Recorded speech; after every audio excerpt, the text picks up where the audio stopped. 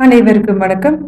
கலிங்க மோகினி அத்தியாயங்கள் 5, 6 மற்றும் 7. அத்தியாயம் 5. குருவால் வீசியது யார்?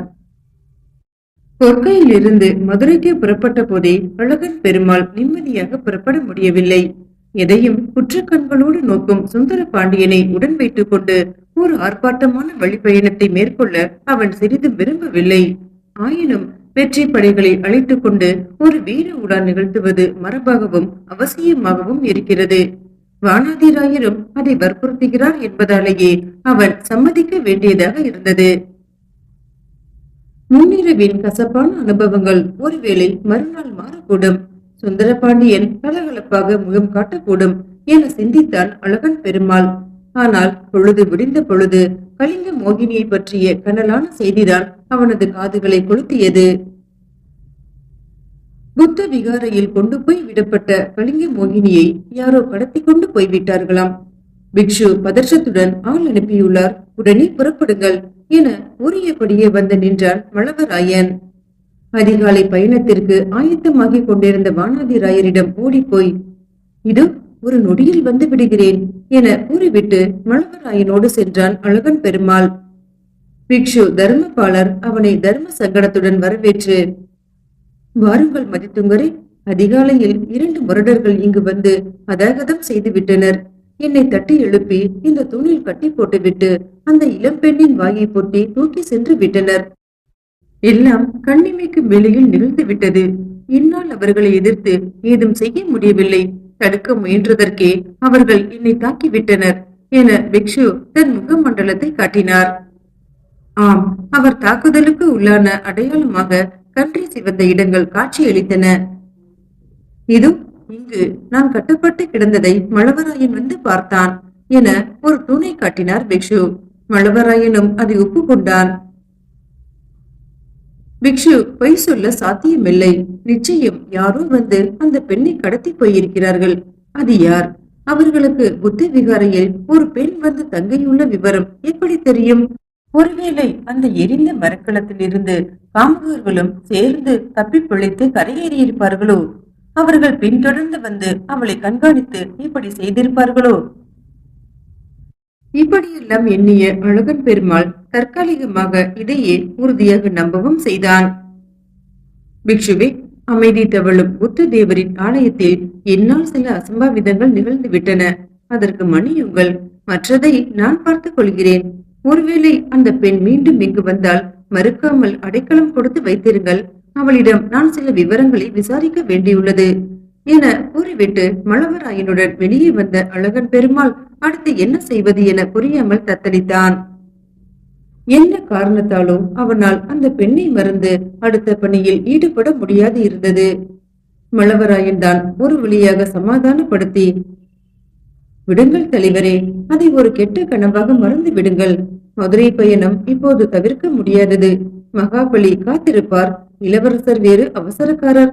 நீங்கள் முகவாட்டத்தோடு இருப்பின் வீண் விசாரணைகள் எழும். எதற்கும் இடம் கொடாமல் நம் வெற்றி பயணத்தை தொடர்வது உங்களது கையில்தான் உள்ளது என்றான். சரி, இப்போது மதுரை செல்வோம். பிறகு நாளையே திரும்பி வந்து இந்த பிரச்சனைக்கு ஒரு தீர்வு காண்போம். எப்படியும் கலிங்க மோகினியை கண்டுபிடிக்காமல் விடுவதில்லை என முடிவு செய்து கொண்டு பயணம் தொடர்ந்திருந்தான் அவன். நினைவு குளத்தில் எரிந்த கல் எழுப்பிய அலைகள் ஓயவும் அவனது கவனம் மதுரை வீதிக்கு திரும்பவும் அங்கே பொற்காசுகள் மழையென பொழியவும் சரியாக இருந்தது. மாவழி வானாதிராயரும் பதுமலேகாவும் ஒரு பேழையை திறந்து வைத்து அதில் இருந்த ஈழத்து பொற்காசுகளை அள்ளி இறைத்துக் கொண்டிருந்தனர். அதிர்ந்து போன அழகன் பெருமாள், ஐயோ மகாபலி, என்ன காரியம் செய்கிறீர்கள் என வினவினான். அவனிடம் சில காசு மாலைகளை எடுத்துக் கொடுத்த வானாதிராயர், உன்னை எத்தனை முறை அழைப்பது? இந்தா, இவற்றை நீயே வித்தைக்காரர்களுக்கு பரிசலி என்றார். இது தகாது. இவை அனைத்தும் அரச பொக்கிஷத்தில் சேர்க்க வேண்டியவை. கணக்கு காட்டி ஒப்படைக்க வேண்டும். இவற்றை யாருக்கும் பரிசளிக்கும் உரிமை எனக்கில்லை. ஏன் உங்களுக்கும் இல்லை. நீங்கள் என்னை பெரிய சங்கடத்தில் மாட்டி வைத்து விட்டீர்கள் என கூறியபடியே அழகன் பெருமாள் பதற்றத்துடன் ரதத்தில் இருந்து கீழே குதித்தான். அட, என்னப்பா நீ? பொற்கையில் கூட நீ பொற்காசுகளை மக்களுக்கு அள்ளி இறைத்தாயே என்றார் வானாதி ராயர். பொற்கை கோட்டை எனது அதிகாரத்தின் கீழ் உள்ளது. அங்கே நான் பரிசீலித்தது என் சொந்த பணம், பாண்டிய நாட்டு காசுகள் அவை. ஆனால் நீங்கள் இங்கே அள்ளி இறைப்பது ஈழத்து காசுகள். அங்கிருந்து கைப்பற்றி வந்த பொருட்களை அள்ளி இறைக்க எனக்கேது உரிமை? இப்படி பேசியபடியே அவன் கீழே குதித்த அதே சமயம் எங்கிருந்தோ விடென பாய்ந்து வந்த ஒரு குருவால் பதுமலேகாவின் வலதுபுற தோளில் பாய்ந்தது. அவள் அலறி சாய்ந்தாள். ரதத்தில் குபுகுபுவென உதிர ஊற்று பொங்கி வழிந்தது. யார் இப்படி செய்தது? ஏன் இப்படி செய்தார்கள்? பதுமலேகாவுக்கு எதிரி யார்? அழகன் பெருமாள், வானாதி ராயர் இருவர் மனதிலும் ஏக காலத்தில் எழுந்து நின்ற வினா இதுவாகவே இருந்தது. சுந்தர பாண்டியனுக்கு பதுமலேகாவை பிடிக்காது. அவள் கொற்கைக்கு வந்ததை அவன் வெறுத்தான். தங்களோடு அவள் மதுரைக்கு வருவதையும் எதிர்த்தான். அவள் மதுரை அரண்மனைக்கு வருவதை, பாண்டிய மன்னரை சந்திப்பதை அவன் சிறிதும் விரும்பவில்லை. மேலும் பாதி ஊர்வலத்தில் விலகி சென்று விட்டான். இதனால் எல்லாம் பதுமலேகாவின் மீது கத்தி எறிந்தவன் அவன் என தீர்மானித்து விட முடியுமா? இந்த கேள்விக்கான விடையின் பின்னே ஒரு பெரிய கதையே இருந்தது. அத்தியாயம் 6. பாண்டிய ஜீவரட்சகன். வெளிநாட்டு பயணிகளான அப்ருல்லா வாசப், மார்க்கோ போலோ போன்றவர்களால் தங்களது பயண குறிப்பு நூல்களில் வானளாவ புகழ்ந்து குறிப்பிடப்படுபவனும், சீன தேசத்திற்கு கலாச்சார தூதர்களை அனுப்பி பெருமை சேர்த்தவனும், கொங்கிரண்டும் மலை மண்டலமும் குளமும் சோழ மண்டலமும் நடுவில் மண்டலமும் செயின் கொண்ட சோழ மண்டலமும் கொண்டருளிய ஸ்ரீ குலசேகர தேவர் என்றும், கொங்கு இளம் கொண்டு கொடுவடுக்கு கோடழித்து கங்கை இருக்கரையும் காவிரியும் கை கொண்டவன் எனவும் கல்வெட்டுகளால் சிறப்பித்து பேசப்படுபவனுமான முதலாம் மாரவர்மன் குலசேகர பாண்டியனின் அரசவ பேரவை அது கூடியிருக்கிறது. பாண்டிய மன்னருக்கு சமீப காலமாக உடல் நலமில்லை என்பது நாடறிந்த செய்தி. இருந்தாலும் அவர் ஈழ வெற்றியை செய்தியாக கேட்டதில் இருந்தே சற்று தெம்புடன் எழுந்து நடமாட துவங்கி இருந்தார். அரசவையில் வைத்து அழகன் பெருமாளை சந்திப்பதே அவனுக்கு அளிக்கப்படும் கௌரவம் என கருதி அரியணையில் வந்து நெடுநேரமாக காத்து கொண்டும் இருந்தார். பிரமுகர்களும் குழுமி இருந்தனர். அரண்மனை வாசலை ஊர்வலம் நெருங்கிய வேளையில்தான் அந்த அசம்பாவிதம் நிகழ்ந்திருந்தது. கூட்டத்தில் இருந்து யாரோ ஒருவன் வீசிய குருவால் பதுமலேகாவின் தோளில் பாய்ந்து உறுதி ஊற்று கொப்பளிக்க செய்துவிட்டது. பாண்டி நாட்டு மரக்குளம் மங்கையர் சிலர் ஆரத்தி தட்டு ஏந்தி அந்த வெற்றி வீரனை வரவேற்க காத்திருந்தனர் அரண்மனை வாயிலில். ஆனால் அதற்கு முன்பே பதுமலேகாவின் தோளில் இருந்து செங்குருதி ஆழ கரைசல் போல வழிந்தோடி அந்த ரதத்தையே நனைத்தது. அதை காண சகியாத அழகன் பெருமாள் சட்டென தாவி பதுமலேகாவின் தோளில் பாய்ந்த குருவாளை பிடுங்கி எறிந்துவிட்டு தனது மேலங்கியை கிழித்து அந்த குருதி ஊற்றை அடைத்து சுற்றி நன்கு இறுக்கி ஒரு கட்டு போட்டுவிட்டு அவளை அப்படியே ஒரு குழந்தையை வாரி தூக்குவதைப் போல தனது இரு கைகளில் ஏந்தியபடியே ரதத்தில் இருந்து இறங்கினான். மதித்துங்கா, அந்த குருவால் உன்மீதுதான் எரியப்பட்டிருக்கிறது. நீ சட்டென ரதத்தில் இருந்து இறங்கி விடவே உன்னை சமாதானப்படுத்த எண்ணி பதுமலேகா குனிந்தாள். மறுகணமே அவள் அலறி சாய்ந்தாள். அப்போதுதான் நான் நடந்த விபரீதத்தையே உணர்ந்தேன். எதிரி உனக்கு வைத்த குறி பிசகி விட்டது. என் கண்மணி, காயப்பட்டது ஒருபுறம் இருக்கட்டும், நீ எச்சரிக்கையாக இருப்பது அவசியம். நீ அரண்மனைக்குள் செல். இதோ நான் எதிரி அகப்படுவானா என முயன்று பார்த்துவிட்டு வருகிறேன் என்றார் வானாதி ராயர். வேண்டாம் மகாபலி, அதையெல்லாம் பிறகு பார்த்து கொள்ளலாம். அதோ மழவராயன் வேறு யாரையோ துரத்தி கொண்டு ஓடுகிறான். நீங்கள் என்னுடனே ராஜ மாளிகைக்குள் வாருங்கள். அங்கே என்ன புயலடிக்கப் போகிறதோ என்ற கவலை எனக்கு இருக்கிறது. அதையெல்லாம் நீங்கள் இருந்தால் மட்டுமே சமாளிக்க முடியும். என்ன இருந்தாலும் நீங்கள் அந்த ஈழத்து பொற்காசுகளை அப்படி அள்ளி இறைத்திருக்க கூடாது. அது பிரச்சனையை ஏற்படுத்தும் என்று எண்ணித்தான் நான் குதித்தேன். அது இப்படியாகி விட்டது என்றான் அழகன் பெருமாள். அதற்கு மாவலி வானாதி ராயர் மறுமொழி கூறுவதற்குள் அரண்மனை வாயிற்படிகளை தொட்டு விட்டிருந்தனர். அங்கே முகப்பில் இளவரசன் சுந்தரன் நின்று கொண்டிருந்தான். அவனது முகத்தில் இனம் புரியாத சின்னம் மண்டி கிடந்தது. ஆயினும் அதை மறைத்தபடி, என்ன இது அசம்பாவிதம்? வரவேற்பு நிகழ்ச்சியில் இப்படி ஒரு சலசலப்பும் இரத்த கரையும் இந்த பெண்ணால் ஏற்பட்டு விட்டதே. சக்கரவர்த்திகள் வேறு தளபதிக்காக அரசவையில் காத்திருக்கிறார். அவரின் உடல்நிலை நீங்கள் அறியாதல்லவே என்றான் பொதுப்படையாக. சரி, அதற்கு என்னை என்ன செய்ய சொல்கிறாய்? இந்த பெண்ணை இப்படி இங்கேயே தெருவில் போட்டுவிட்டு அரசவைக்குள் ஓடிவரச் சொல்கிறாயா? குதர்க்கம் உங்கள் உதிரத்தில் ஊறி கிடப்பது. நான் எதை சொன்னாலும் எதிரர்த்தம் செய்து கொள்கிறீர்கள். வர வர இங்கே நான் இளவரசன் என்பதே எல்லோருக்கும் மறந்து போகிறது என முணுமுணுத்தபடியே உள்ளே நகர முயன்றவனை தடுத்த வானாதிராயர், அதை நீயே சொல்லிக் கொண்டு தெரியாதே. முறை என்று பார்த்தால் நான் கூடத்தான் உனக்கு சிற்றப்பன். அந்த மரியாதை மதிப்பை நீ எனக்கு எப்போதாவது அளித்திருக்கிறாயா? மதித்தால் இப்படி எதிர் நின்று பேசுவாயா? ஊர்வலமாக வந்து கொண்டிருந்த போது உனக்கென்ன அவசரம் என்று இங்கே ஓடி வந்தாய்? கத்தி பாய்ந்து மூச்சித்து கிடக்கிறாளே, இவள் யார்? உன் சகோதரி இல்லையா? நீ அரசவைக்கு போ. நான் மருத்துவனை வரவழைத்து இந்த பெண்ணுக்கு தேவையான சிகிச்சைகளை ஏற்பாடு செய்துவிட்டு பிறகு வருகிறேன் என்றார். அவருடைய கோபத்தில் துடிக்கும் முரட்டு மீசையையும் குரலில் துணித்த கடுகடுப்பையும் எதிர்கொள்ள இயலாத இளவரசன் சுந்தரன், இரு கிழவா, உன்னை தட்ட வேண்டிய தருணத்தில் தட்டி வைக்கிறேன் என மனதிற்குள் கருவியபடியே அரசவைக்குள் நுழைந்தான். என்ன மகாபலி இது? இளவரசன் சுபாவம் நீங்கள் அறியாததா? அவன் சினத்தை அதிகரிப்பது போல இப்படி பேசிவிட்டீர்களே என்றான் அழகன் பெருமாள். நீ அவனை பொருட்படுத்த வேண்டாம். அவன் இளவரசன் என்பது அப்புறம் இருக்கட்டும். பதுமலேகா அவன் சகோதரி இல்லையா? அவள் காயம் பட்டது கண்டு அவன் பதற்றம் காட்டினானா? இவளை பொற்கையிலேயே விட்டு வந்திருக்க கூடாதா என முனகியது என் காதில் விழுந்தது. முகத்தை சுளித்தபடி என்னவோ பேசினான். எனக்கு எரிச்சல் வந்துவிட்டது. பதவிகள் பெரிதானால் உறவுகள் சிறியதாகி விடுமா? இல்லை, உறவே இல்லை என்றாகி விடுமா? இதுவரையிலும் நான் பார்த்துக் கொள்கிறேன், நீ சற்று அமைதியாக இரு என்றார் வானாதிராயர்.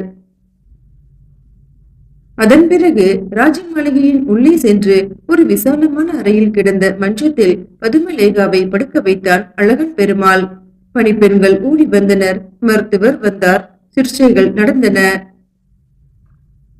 நீ முதலில் போ, நான் பிறகு வருகிறேன் என வானாதிராயர் கூறிவிட்டதால் அழகன் பெருமாள் அரசவையினுள் பிரவேசித்தான். சக்கரவர்த்திகளுக்கு வணக்கம் செலுத்தினான்.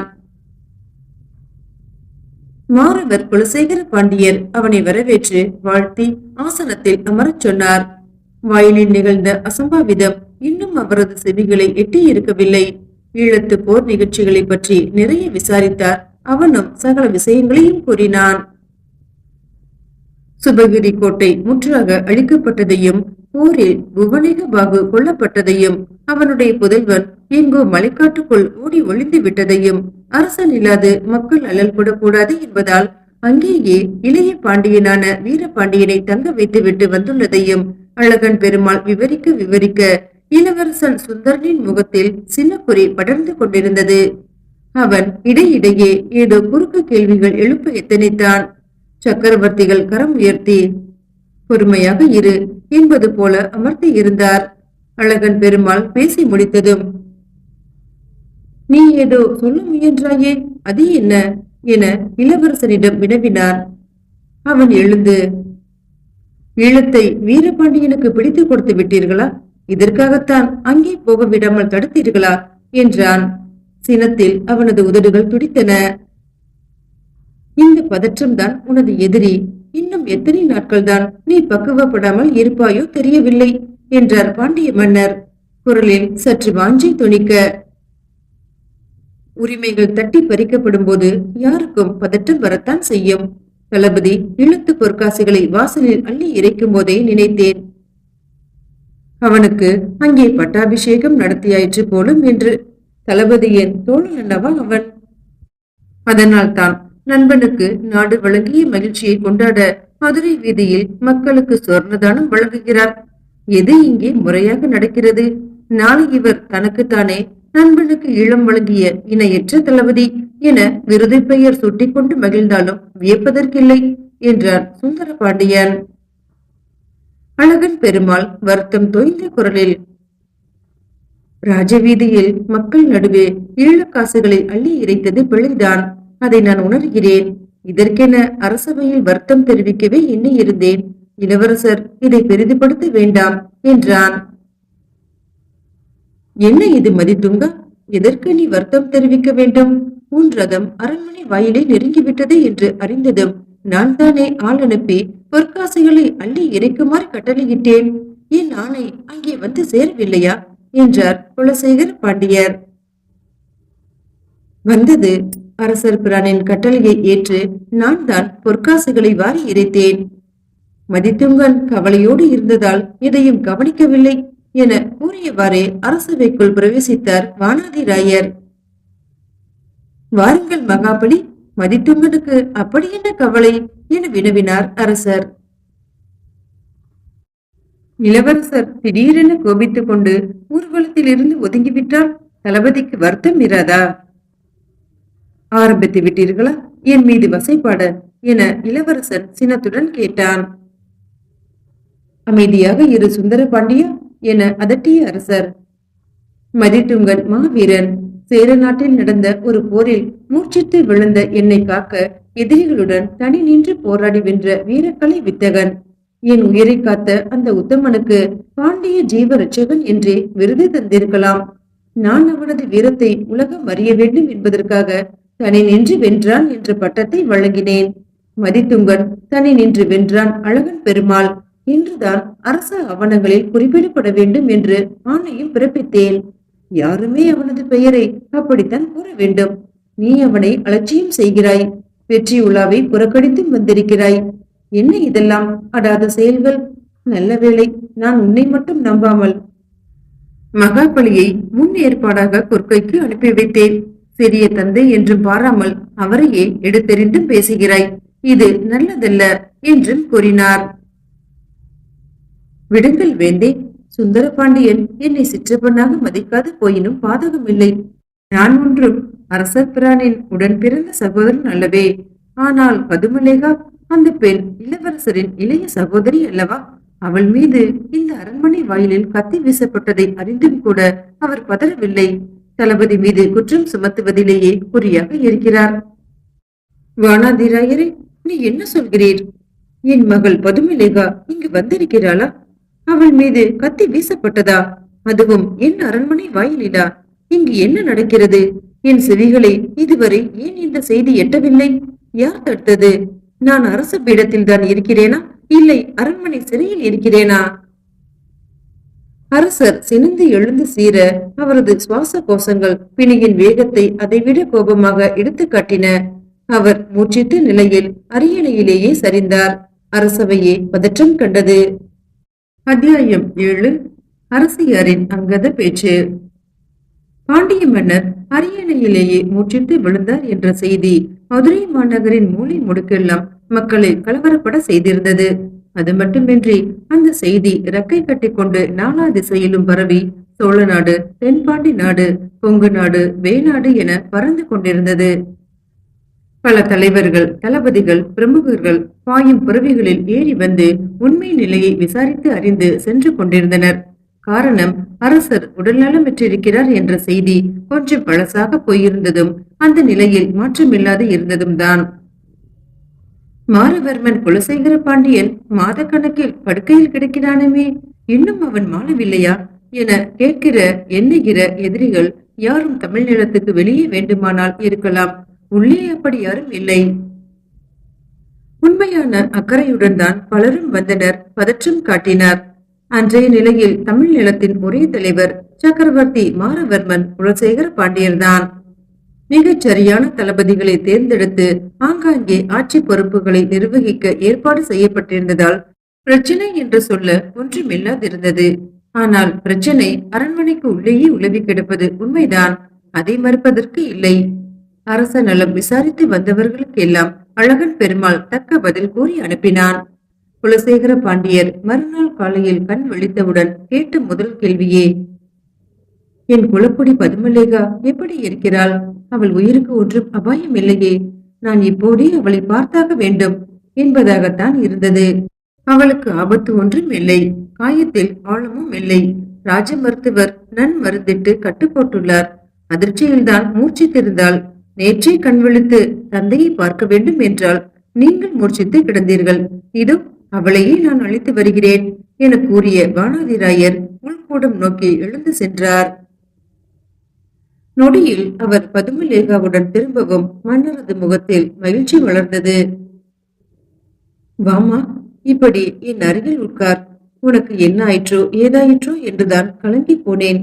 நல்ல வேளை உயிர் பிழைத்தாய். இப்போது காயம் எப்படி இருக்கிறது? வலி அதிகமா என அவளை தன் அருகில் இருத்தி முதுகை தடவி வாஞ்சையுடன் வினவினார். அப்பா, எனக்கு ஒரு அபத்தம் இல்லை. தன்வந்திரியே அல்லவா இங்கு ராஜ மருத்துவராக இருக்கிறார். அவர் கொடுத்த குளிகையில் நேற்று இரவே வழியெல்லாம் பறந்து போய் நன்கு உறங்கினேன். மூலிகை கட்டினை இன்று அவிழ்க்க வேண்டாம் என கூறியுள்ளார். எனக்கு உங்களை பற்றிதான் கவலை. பழைய கம்பீரத்தில் உங்களை எப்போது பார்க்க போகிறேனோ தெரியவில்லை. பாதிக்கு பாதியாக இழைத்து துரும்பாகி விட்டீர்கள். அப்படி உங்களுக்கு என்னதான் உடல்நிலை கோளாறு என்றாள் பதுமலேகா. நீதான் நம் மருத்துவர் தனபாலரை தன்வந்திரியோடு ஒப்பிட்டாயே, அவரைத்தான் கேட்க வேண்டும். எப்போது கேட்டாலும் உங்களுக்கு ஒன்றுமில்லை, ஓய்விடுங்கள், சரியாகிவிடும் என்கிறார். ஓய்வு ஒளிச்சலின்றி ஒரே அடியாக ஓய்வுதான் எடுத்துக் கொண்டிருக்கிறேன். இப்படி படுக்கையே கதியென கிடைப்பதை விட பரலோகம் போய் சேர்ந்து விடலாம் என பல சமயம் தோன்றுகிறது. அதற்கும் பரமன் திருவருள் வாய்க்கவில்லை. ஆத்மகத்தை செய்து கொள்ளும் அளவு இந்த குலசேகரன் இன்னும் கோழையாகி விடவில்லை. அரசர் பேசி முடிக்கும் முன்பே பதுமலேகா அவரது வாயை பொத்தி, இப்படியெல்லாம் பேசினால் நான் இப்போதே சிறிய தந்தையருடன் போய்விடுவேன் என்றாள். அவளின் விழிகளில் ஈரம் கட்டிற்று. அட, நான் சும்மா விளையாட்டாகத்தான் பேசினேன் அம்மா. நீ கோபித்துக் கொள்ளாதே. எனக்கு ஒன்றும் ஆகாது. இது வஜ்ர சரீரம். இப்படி எத்தனையோ முறை படுக்கையில் நாட்கணக்கில் கிடந்து தங்கென்று எழுந்து அமர்ந்து விடுவேன். என்ன, இந்த முறை கொஞ்சம் மாத கணக்கில் கிடக்கிறேன். போர்களும் கொலைகளும் பொழுதுபோக்காக இருந்தது ஒரு காலம். அதற்குதான் இப்போது அனுபவிக்கிறேன். அரசன் என்றாலே பெரிய கொலைகாரன் என்றல்லவா ஆகிவிடுகிறது. நிம்மதியாக இருக்க யார் விடுகிறார்கள்? இப்போது பாரேன், அமைதி பொழுதிற்கும் அழகு தேவதையான உன்மீதே ஒருவன் குருவால் எரிந்திருக்கிறான் என அரசர் சட்டென எழுந்து மஞ்சத்தில் சரிந்து அமர்ந்தவாறு, மகாபலி, யார் அவன்? கண்டுபிடித்தாயிற்றா? யாராயினும் சரி, அவனுக்கு சிறுச்சேதம்தான் தண்டனை என்றார். யார் என்பது இன்னும் புலப்படவில்லை அரசே. மழவராயன் தான் உடனே தேடிக்கொண்டு ஓடினான். கூட்டத்தில் கலந்து விட்டதால் யார் என்பதை யூகிக்க முடியவில்லை. கத்தி வித்தை காட்டிய ஒருவனையும் அவனோடு சந்தேகத்திற்கு இடம் தரும் வகையில் கூடி நின்று பேசியதாக சில முரடர்களையும் பிடித்து வந்து நிறுத்தினான் மழவராயன். மதித்தூங்கன் வந்து பார்த்துவிட்டு, பாவம் இவர்கள் கலைஞர்கள், நாமே பரிசு முளைத்துவிட்டு இப்போது தண்டிக்க முயல்வது சரியில்லை. இவர்களை பார்த்தால் குற்றவாளிகளாக தோன்றவில்லை, விட்டுவிடுங்கள் என கூறிவிட்டான். நானும் விட்டுவிட்டேன். என்ன மகாபலி, இப்படி செய்து விட்டீர்கள்? கையில் அகப்பட்ட குற்றவாளிகளை நன்கு விசாரிக்காமல் விட்டு விடுவதா? இல்லை, அந்த குருவாளி பார்த்து மதித்துங்கன் ஏதோ யோசித்தான். அவனுக்கு ஏதோ சந்தேகம் உள்ளது. மேலும் அந்த குருவாளி எரிந்தவனின் நோக்கம் பதுமலேகாவை தாக்குவது அல்ல என்பதை நானுமே யூகிக்கிறேன். அது மதித்துங்கன் மீதுதான் வீசப்பட்டிருந்தது. அவன் அவசரமாக இறங்கவே அவனை தடுக்க குனிந்த பதுமா மீது அது பாய்ந்து விட்டது. அப்படியானால் அது ஈழ வெற்றியை சகிக்காத யாரோ செய்த வேலைதான். யாராக இருந்தாலும் விடக்கூடாது, கடுமையாக தண்டிக்க வேண்டும். அரசர் இப்படி சொல்லும் போதே, என்ன செய்வது? அப்படி பார்த்தால் இளவரசன் மீதே கொடுத்தான் எனக்கு சந்தேகம் உள்ளது. ஈழ வெற்றியில் பொறாமையும் எரிச்சலும் அவனுக்கும் தான் இருக்கிறது. அவனுடைய அனுமதியில் கூட இப்படி நடந்திருக்கலாம் அல்லவா என நினைத்தார். ஆனால் அதை ஒன்றும் சொல்லவில்லை. மகாராணி திரிபுவன மாதேவியார் வந்து, ஏமா பதுமலேகா, இப்பதான் உனக்கு எங்களை எல்லாம் பார்க்கும் நினைவு வந்ததா? நீ இங்கே எல்லாம் வரக்கூடாது என உன் சின்னம்மா கட்டுப்பாடு விதிக்கிறாளா? எவ்வளவு நாளாயிற்று உன்னை பார்த்து என வினவினார். வாத்சல்யமாக பேசுவது போல வருத்தம் புத்தில் இழைத்து பேசும் அந்த பேச்சு பதுமலேகாவுக்கு சுத்தமாக பிடிக்கவில்லை. முதல் நாள் அடிபட்டு வந்து விழுந்த போது பார்க்க வராத அரசியார் இப்போது ஏதோ பாசம் பொங்கி வழிவது போல பேசுவதும், அதுவும் பேச தெரியாமல் பேசுவதும் அவளுக்கு எரிச்சலை தந்தது. இருப்பினும், அப்படியெல்லாம் ஒன்றுமில்லை. அரசம்மா தேவியாருக்கு 1000 படிகள். அடிக்கடி வந்து சிரமம் தரக்கூடாது என்றுதான் கோநாட்டிலேயே இருப்பது. இதோ 4 காதத்தில் இருக்கிறது வானாதிராயர் மாளிகை. வா என்று அழைத்தால் அரை நாளிகையில் வந்து நிற்கப் போகிறேன். சென்ற முறை நான் வந்தபோது கூட தேங்காய் பாலில் ஊறிய அப்பம் மூட்டி விட்டீர்களே, அந்த சுவை இன்னும் தேனாக என் நாவில் இருக்கிறது. அந்த அன்பையும் வாஞ்சையையும் எப்படி நான் மறக்க முடியும் என்றாள். நன்றாக பேசுகிறாயடி அம்மா. அது நடந்து 2-3 ஆண்டுகள் ஓடிவிட்டன.